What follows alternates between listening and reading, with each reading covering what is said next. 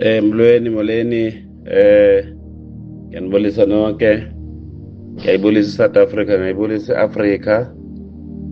Uvuyani Vitalis Nyezi lokhulumayo from ama-studios nama-offices e-Life Healing Journey. Ngiyanibingelela nje kakhulu ngithi nje ngiyalibonga ngethuba lokuthi ngikhulume nawe, ngiyalibonga nethuba lokuthi ungilalele.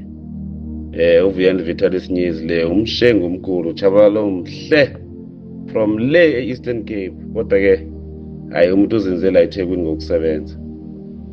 Okay, maningi ama-topics engihlala ngikhuluma ngawo, maningi ama-topics engihlala ngiwathinta, maningi ama-topics ehlale siwabona mhlawumbe kubalulekile ukuthi abantu bakithi sibatshele ngalezi zinto, ngoba izinto ezibalulekile ezibathintayo.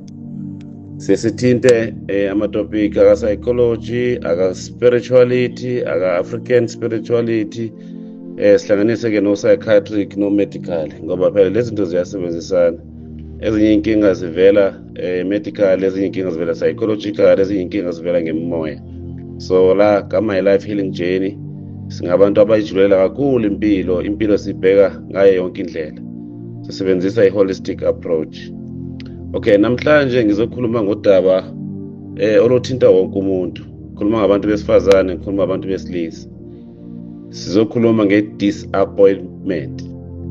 Disappointment, ukuphoxeka. Hey, kuyayidlala indima enkulu ukuphoxeka. Uthola ukuthi wena khona lento yakuphoxa empilweni and wazibona namhlanje usuwomunye umuntu ongamazi.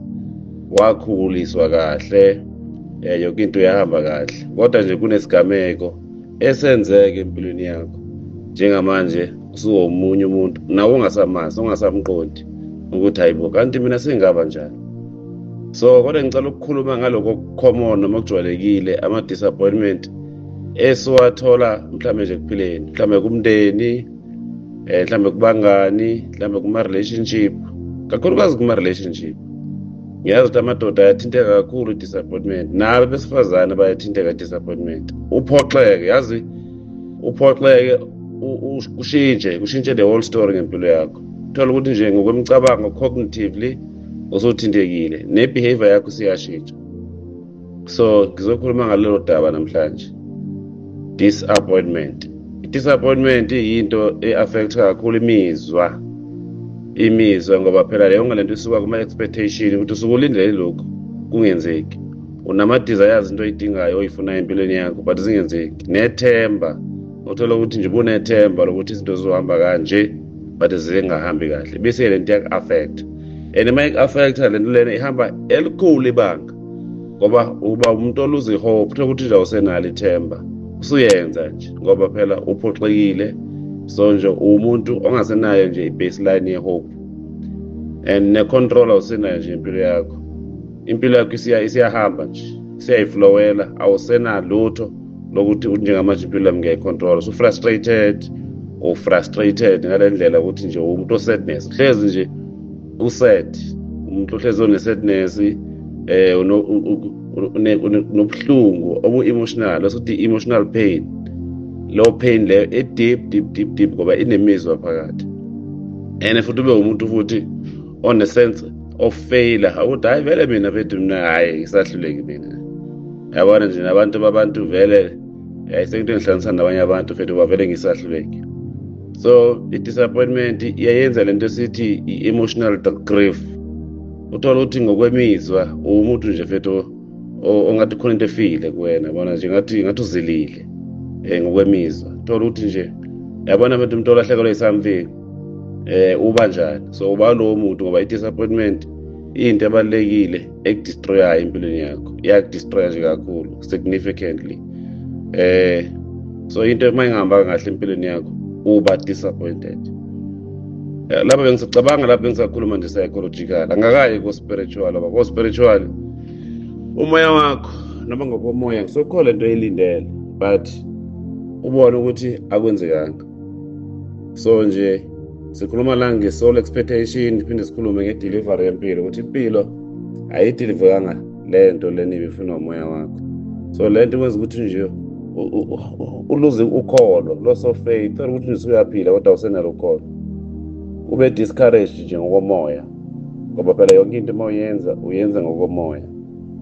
And ube umuntu futhi sometimes oyibuzayo ukuthi ngempela kwenzakalani nge-purpose ne-meaning yempilo yami.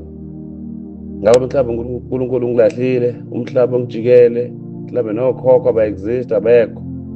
So lento ikwenzela ukuthi ube ne-energetic blockage, uthola ukuthi nje ngokubunzulu bomoya ukuvalekile yonke into, uzizwa njengomuntu one-heaviness ngokwemizwa. So lento kakhulu iyayibulala kakhulu impilo yakho ngoku-spirituality, ngoba phela i-disappointment iyayibonakala ngama-blessing ablockekile angasasebenzi. Impilo yakho ithatha iba ne-direction entsha, uthola ukuthi nje impilo yakho for the longest time ihamba kahle, kodwa because of one disappointment sekhona i-direction entsha.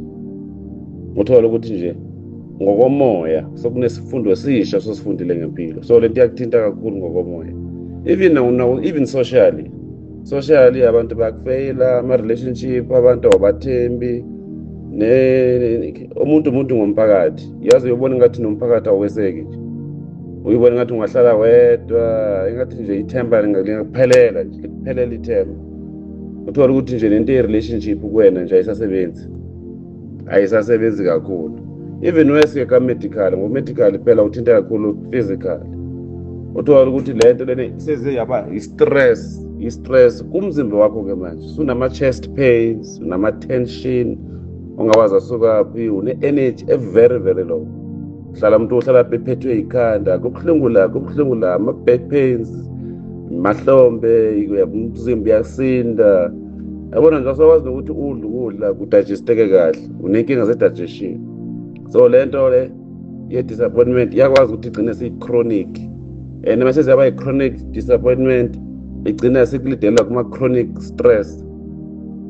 Ekugcineni-ke sikhuluma ama-physical symptoms. Lento lena isiyakugqilaza manje ngokomzimba, ngoba phela lento lena yenzeke ngoba ube nama-unmet expectations, ama-personal goals akho alemele, relationship needs, ngoba phela ku-relationship uba nama-expectations, ube nezinto oyidingayo kulo relationship obenefitha kuzona, but wonke lo ma-needs akho ayalimali.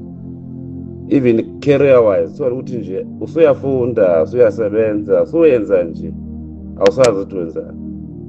Nama-life plans, ama-life plans manje bona ama-plans ukuthi ufuna ukwenza ukuthi nokuthi, kodwa because of izinto zihambanga ngale ndlela obufisa ngayo kuyalimala konke lokho.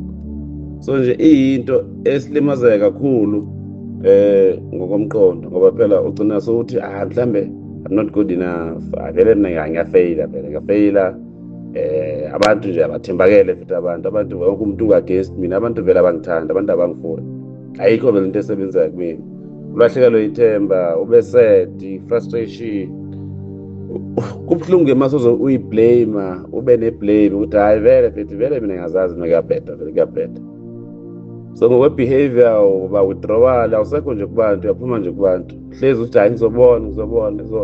Izinto nje awuzenzi ngesikhathi lokuthi uzobona give up, uthi hayi mina sengiyeka, noba into ubuzokwazi ukuyenza kodwa uyayiyeka nje, vele ugive up, shut down nje emotional. Yabona sometimes kuba buhlungu so uzozisabotaja wena ngoba uyazazi wena ukuthi uyakwazi ukwenza 1 2 3, kodwa nje ungayenzi yonke leyo. And ngokwa-identity uba no-low self-esteem, uthola ukuthi nje umuntu ungasayithembi, awusenathemba. Empilweni vele ayikho into e-perfect, kodwa usuyasaba nokuzama again. So hayi vele ngiyazi mina ukuthi vele ayikho into yolunga. So ekuhambeni kwesikhathi le disappointment iyayishintsha lento isenza i-depression, anxiety. Yabona nje ungasiboni nje isidingo sokuphila, ugcine nje uhlezi ukhathele, i-negativity yodwa nje kubusayo, negative energy yona vele around wena. So uba umuntu nje nokhwantalala, umuntu ohlezi ethukile, umuntu ongasathembi kwalutho, awusathembi lutho empilweni, impilo isuke sekujikele. So nje kuningi engakhuluma ngakho okuthinta abantu ngokwe-disappointment. I-disappointment iwukuphoxeka noma into esikenzekile empilweni yakho izoyishintsha impilo yakho. So kubalulekile ngempela ukuthi uthole usizo, kubalulekile ukuthi uyisukumele lento, kubalulekile ukuthi wazi ukuthi bakhona o-therapy, bakhona o-psychotherapy, bakhona o-counseling, bakhona o-spiritual counseling, bakhona o-healing, spiritual healing. Kuningi okungaphandle ongakuthola okungakusiza ukuthi uliswane nalesi simo. So ngiyacela kakhulu uthole abo-cognitive therapy, uthole abo-solution focused, uthole o-trauma therapy. Even the inner child work iyakusiza kakhulu kule nto. Maningi ama-therapy akhona la ngaphandle angakusiza noma ama-intervention. So ngiyabacela kakhulu abantu bakithi, ngiyacela bhuti wami, sisi wami, baba, bhuti, mkhulu, gogo, sisi wami, makhulu, ngiyanicela ukuthi nisukumele lento disappointment ngoba isuke izoku-affecta ukuthi uqhubeke nempilo, ngoba impilo ihambisana nawe o-hope, impilo ihambisana nama-plans, impilo ihambisana nama-goals, impilo ihambisana nokuthi ube nawo labo concentration, ngoba phela impilo if ingasahambi ngale ndlela kumele ihambe ngayo usuke sowuthintekile, ufana nomuntu nje ofile ngoba awusakwazi ukwenza izinto zenzeke. So lento iyakuthinta kakhulu. So nje sengiphetha ngithi khona my life healing journey, khona i-life changing journey, khona unyezo omkhulu, khona uJabulalo omhle. Siyabasiza abantu. Xa ningifonele please, ngizokusiza nawe. Inamba zami kade ngangishiya zikhona yonke indawo. Ngiyacela nje ukuthi ningithinte, ngizonisiza. Ngithi abaphile abantu. Life changing journey ifikile. Siyathokoza.